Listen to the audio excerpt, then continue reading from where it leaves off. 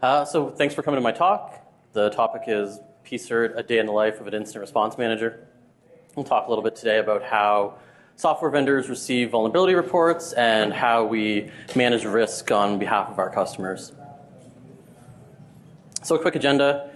I'll give you a little bit of background on myself, and then we'll dive into defining what a PSIRT is and some of the major responsibilities that a PSIRT has. We'll talk about some real vulnerability reports. We'll talk a little bit about coordinated disclosure, and we'll give a little bit of advice on building a PSIRT if that's something you're interested in doing. And we'll close out with Q&A. So background on myself, I've spent the last 4 years working at BlackBerry Product Security. I've spent most of that time with the incident response team as a program manager. I've done a few different things during my time there.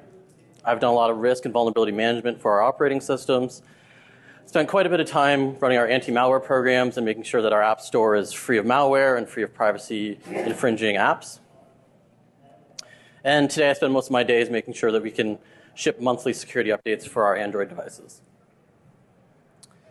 So PSIRT stands for Product Security Incident Response Team.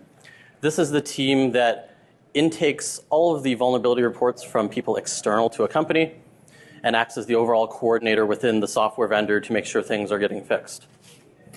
We do a lot of risk and vulnerability management. We do a lot of communicating of risk to our customers. So although our business is rooted in a technical nature, vulnerabilities, we employ a pretty wide array of positions on our team.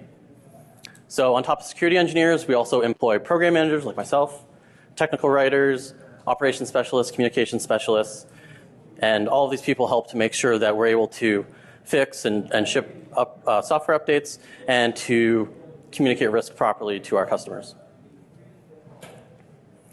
So it's a little bit high level. What do we actually do? Day in, day out, we triage vulnerability reports, we assess them for impact and for risk. The way we get these vulnerability reports is through what we call SecureAt, the SecureAt inbox. And this is our public interface for how anyone can submit a report to us. It's a public email address. And your company may have SecureAt or SecurityAt or vulnerabilities at yourcompany.com, something similar. So we receive a lot of different types of reports. We receive a lot of end user reports, normal people. We receive a lot of enterprise customer reports. And when I say enterprise customer, this is someone who has like a very large deployment of your product. It's also where researchers submit vulnerabilities for coordinated disclosure. And it's where we centralize a lot of our open source intelligence. So of the end user reports, there are a lot of different buckets that you could categorize these into. I think the one we see the most is the disgruntled users. And these are users who are just using your product and they encounter some kind of functional error and they immediately assume that it's a security problem and they reach out to you to let you know that they're not too happy. It's pretty rare that these are actually security related. It's a misconception, or I think in a lot of cases they're just looking for any public email address they can get their hands on to let you know, to let your company know that there's something not right. So these reports have a really high false positive ratio. It's not impossible that something from this bucket could turn into a confirmed vulnerability report. It's just highly unlikely. So has anyone heard of the Brad Pitt attack? So we had a user not too long ago who emailed us and let us know that she was browsing Facebook through one of our devices, and she followed Brad Pitt's page on Facebook. And shortly thereafter, Brad started messaging her, and they started chatting and they got close and they entered into some kind of relationship. And she shared a lot of personal detail with him, including her full name, her home address. But at that point, she thought everything was okay. Shortly thereafter, Brad asked her to open up some bank accounts in her name so that his business associates could deposit money that was owed to Brad into her accounts. So at this point, she said, okay, there's something wrong. So she reached out to us and she asked if we could confirm whether or not that was Brad Pitt. So obviously, we can't do that. We did redirect her to Facebook and said they'd probably be the best people to ask, but not entirely sure they could help in this situation either. But I really like this user report because this was just a normal person who found themselves in a little bit of trouble and realized they had risk on the table and reached out for help. And that's great. But it hurts because we were not able to help her. And I think it's interesting that users aren't really clear on where to go for help with their problems, even if they realize they have one. And sometimes, even if they do know where to go, help's not necessarily available. So I don't entirely have a solution to this problem, but I think it's a really interesting problem. And I hope that maybe as a community we can solve that at some point.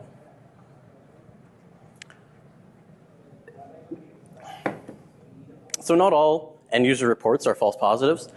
There's definitely an opportunity to get a confirmed vulnerability report out of this bucket. I had a user not too long ago who emailed in and claimed that he had figured out how to bypass one of our authentication methods. So we followed up with him and asked him for a list of steps to reproduce the issue. And he provided it. We confirmed the vulnerability, worked with product development, got it fixed, got an updated software build out, and everyone's happy. He reported a vulnerability, very quickly got a fix on his device. And for us, we got to fix that vulnerability for all of our customers. So it's a great situation. And this is really the type of report that we'd like to optimize for. This is the ideal report. So there are a few different ways you can go about trying to optimize to get more of this. I think the most meaningful way is wherever you post your vulnerability disclosure, vulnerability reporting process, include a minimum set of information that you require in order to investigate a report. However, no matter how good of a job you do in this regard, you're still going to get a lot of noise. So we also deal with vulnerabilities submitted by researchers.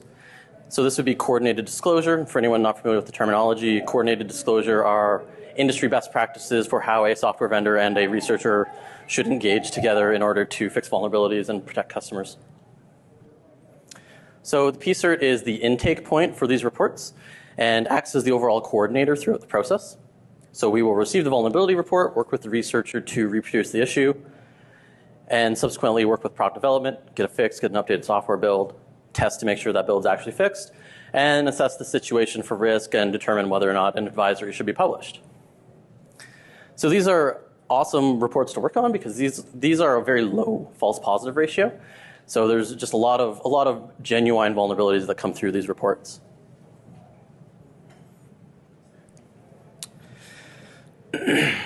So we also deal with a lot of open source issues, open source vulnerabilities, open source risk management. And I'll make a note here that not all PCERT teams are responsible for this. I know some of our partner teams in industry, they have moved this responsibility to their general product security team, or they've moved it to product development, or in a lot of instances, they don't do it. So I think ignoring the open source problem is definitely not the right solution. There's a lot of struggles associated with working with open source vulnerabilities. If you're working on a very large software product, there's definitely some open source in there. I think there's only a couple of companies that I know of that don't use open source. So I think it's pretty prevalent in industry. And if you're working on a really large product with a lot of software developers, there's a good chance that you have duplicate copies of libraries in your product. And if you're integrating components from other vendors into your product, and then say take that product and put it on top of someone else's operating system, you could very well end up with 12 copies of a library. You could ship 12 copies of OpenSSL or libpng or whatever it is that you're using. I think one of the problems, especially when you're taking binary components from vendors, is you don't exactly know what you're getting. So it's especially hard to manage that risk when you don't even know what's in your shipping build. So even if you do know what's in your product and what open source libraries you're shipping, you still need to determine how do you figure out threat intel? Where do you find those vulnerabilities? So there are free and paid resources on how to track all of that. I think if you use open source in your products, but you're not necessarily managing that risk, definitely start with the free stuff. It is excellent. There's a ton of information available. Obviously, starting with the open source projects websites, which you utilize, is a great start. A lot of the projects do a very excellent job of documenting CVEs, vulnerabilities, fixed versions, where to find patches for all of these issues. And if you're just getting started and you need to go back in time to determine, what have I missed over the last few years in terms of open source vulnerabilities, CV Details is an amazing website. I highly recommend it. It's probably the first place you want to go if you're starting on this journey. They've got data going back to the 90s on vulnerabilities, so it's a great source to start with. There's also some paid services available. They're pretty expensive, but they do a great job of aggregating all this data and making it a little more consumable. So in the long run, if you're able to get that budget together, I'd recommend it, but they're pretty pricey.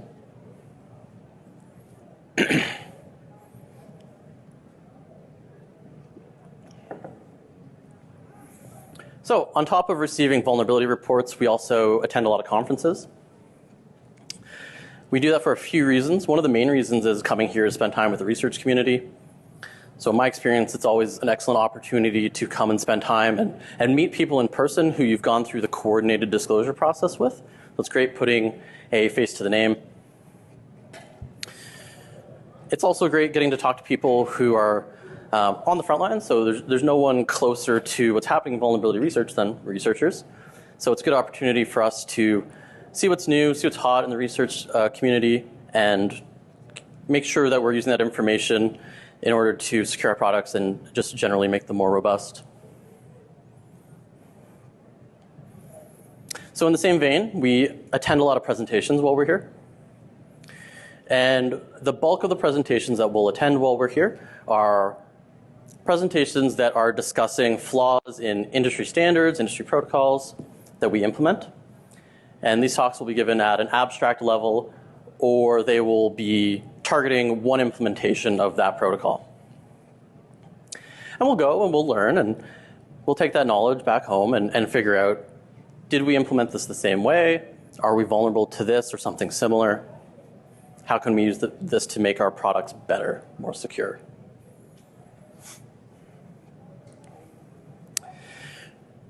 There's also a chance that a presentation will be given that directly targets your products.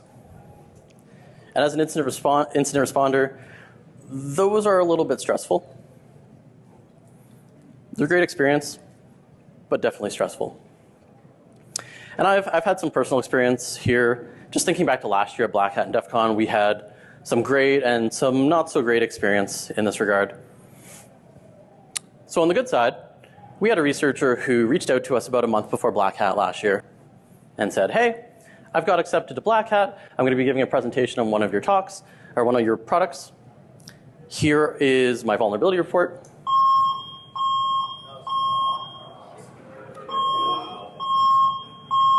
It's recorded. Here is my vulnerability report.